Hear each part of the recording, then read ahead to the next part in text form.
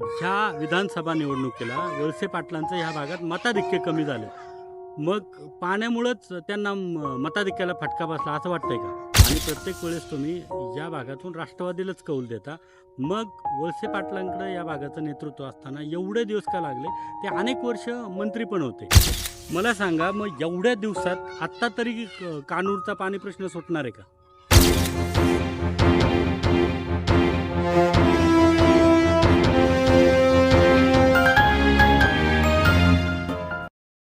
नमस्कार, मी Tejas Phadke. शिरूतालुका.comच्या social media प्लॅटफॉर्मवर आपलं स्वागत. सध्या आपण आहोत रांजणगाव कारेगाव जिल्हा परिषद गटातील कानूर मेसाई या गावात, आणि वर्षानुवर्ष या गावाला पाणी प्रश्न भेडसावत आहे. या गावकऱ्यांनी अनेक वेळा अनेक नेत्यांना पाणी प्रश्नाविषयी साथ घातली होती, पण त्यांना प्रतिसाद किती मिळाला आहे यावर आपण बोलणार आहोत. आपल्यासोबत आहेत सुधीर पुंडे. मला सांगा, वर्षानुवर्ष तुमचा हा दुष्काळी पट्टा आहे आणि आपल्या गावाला कायम पाणी प्रश्न भेडसावतो. आत्तापर्यंतच्या वर्षातून पाणी प्रश्न का सुटला नाही, काय सांगाल? तुम्ही प्रश्न विचारला अगदी बरोबर आहे.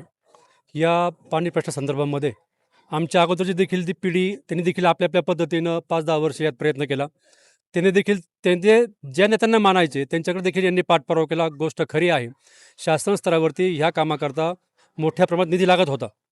ते देखील शेवटी कसं असतं, मुलगा रडल्याशिवाय आईला त्याची जाणीव होत नाही. त्यांनी प्रयत्न केले. आम्ही देखील 5-10 वर्षामध्ये ह्या प्रश्नाकरता खूप काही पाठपुरावा केला. नामदार वळसे पाटील साहेब असतील, त्यांनी आवाहन केल्याप्रमाणे त्यांनी देखील आमच्या समस्या जाणून घेतल्या, समजून घेतल्या. त्या संदर्भात देखील आम्ही अधिवेशनाकरता मुंबईला गेलो, नागपूरला गेलो. तिथं हा विषय त्यांनी सांगितला. वरिष्ठ अधिकाऱ्यांना बोलून घेतली, मिटिंग पण लावली. शासन स्तरावरती एवढ्या मोठ्या कामाकरता वेळ लागतो, सर्वेला टाईम लागतो, यात हा कालखंड केला, ही गोष्ट खरी आहे. आम्ही पाठपुरावा केला, त्यांनी साथ दिली नाही असं नाही आहे, परंतु वेळ लागला हे आम्ही मान्य करतो. गेल्या अनेक वर्ष या भागाचं नेतृत्व नामदार वळसे पाटील साहेबांकडे आहे, आणि प्रत्येक वेळेस तुम्ही या भागातून राष्ट्रवादीलाच कौल देता. मग वळसे पाटलांकडे या भागाचं नेतृत्व असताना एवढे दिवस का लागले? ते अनेक वर्ष मंत्री पण होते. तुमचं म्हणणं बरोबर आहे. शासन स्तरावरती पाठपुरावा करताना साहेबांनी देखील त्या गोष्टीमध्ये सहभाग घेऊन शासकीय अधिकाऱ्यांना बोलवून कसं करता येईल, कसं आराखडा आखता येईल, ही लगेच मागणी केली आणि पूर्ण होईल अशी अपेक्षा कोणी करू नये. हे एवढ्या मोठ्या कामाला नामदार अजितदादा पवार साहेब असताना त्यांचं व्हिजन एवढं मोठं होतं की एखादं काम करताना ते काम 50 वर्ष टिकलं पाहिजे, त्याचं एवढा मोठा शासकीय निधी वाया नाही गेला पाहिजे, ते चिरकाल कसं राहील हे देखील पाहण्याकरता काही वेळ गेला, ही गोष्ट खरी आहे. मला सांगा, याच पाणी प्रश्नावर पाबळ केंदूरसह जी 12 गावं होती आणि आपले गाव त्यात येतं, ह्या विधानसभा निवडणुकीला वळसे पाटलांचं ह्या भागात मताधिक्य कमी झालं. मग पाण्यामुळंच त्यांना मताधिक्याला फटका बसला असं वाटतंय का? तुम्ही प्रश्न विचारला तर अनेक कंगोरे आहेत. त्याच दरम्यान राष्ट्रवादी काँग्रेसची 2 छकलं झाली. त्यात नामदार दादांनी आपला पक्ष वेगळा स्थापन केला आणि पवारसाहेब जे होते त्यांना देखील हा भाग दैवत मानायचा. परंतु त्या फाटाफाटीमुळे जनता भावूक झाली आणि त्याचा फटका नामदार वळसे पाटील साहेबांना बसला. आत्ता दोन्ही राष्ट्रवादी एकत्र आल्यात, आणि आत्ता ज्या ज्या जिल्हा परिषद पंचायत समिती निवडणूक आहेत, इथं तुल्यबळ उमेदवार आहेत या गटात दोन्ही पण, आणि जाऊ विरुद्ध जाऊ असा संघर्ष आहे. तर तुम्हाला काय वाटतं, आता मतदार कौल कोणाला देईल? एक नक्की सांगतो, कानूरमधील मतदार वर्ग हुशार आहे, जाणकार आहे, तरुण वर्ग अभ्यासू आहे. सध्या डिजिटलमध्ये कानूर गावाचा तरुण वर्ग जो आहे हा डिजिटलमध्ये इतका हुशार आहे, इतका हुशार दुसरा कुठं असेल असं मला वाटत नाही.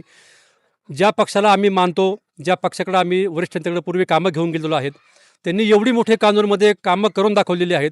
साधारण मला वाटतं 2006 साली साहेबांच्या मतदारसंघाला आमची बिटास गावात जोडली गेली. तेव्हापासून जो कानूरचा आणि कानूरच्या पंचक्रोशीचा विकास झाला आहे, हा विकास पाहता, त्यांच्या कामाचा आढावा पाहता इतका दुसरा कोणी काम करू शकेल असं मला तर वाटत नाही. गेली 10 ते 15 वर्ष मी ह्या प्रक्रियेमध्ये आहे. याच्या अगोदर देखील पोपटराव गावडे आमदार साहेब असतील किंवा पाचारणे साहेब असतील, यांच्या काळामध्ये विकास फंड किती मिळायचा? 4 किंवा 5 लाख, लोक खुश व्हायची. पण आता विकास कामाला जो फंड मिळतो हा काही कोटी रुपयामध्ये मिळतो आहे. माझ्या अभ्यासाप्रमाणे ही साहेबांची 4थी टर्म ह्या साईडला. तर ह्या 16 वर्षामध्ये कमीत कमी 30 ते 35 कोटी रुपयाची कामं कानूरच्या पंचक्रोशीमध्ये झालेली आहे.